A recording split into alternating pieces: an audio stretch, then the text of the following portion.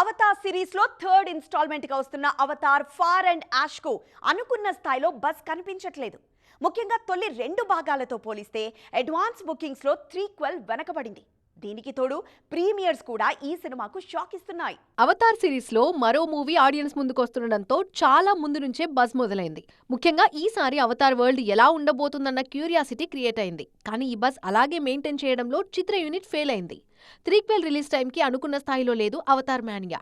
ముఖ్యంగా part 2 నిరాశపరచడం, part 3 ట్రైలర్లో కొత్త విజువల్స్ ఎక్స్పీరియన్స్ ఇవ్వకపోవడంతో క్రేజ్ తగ్గింది.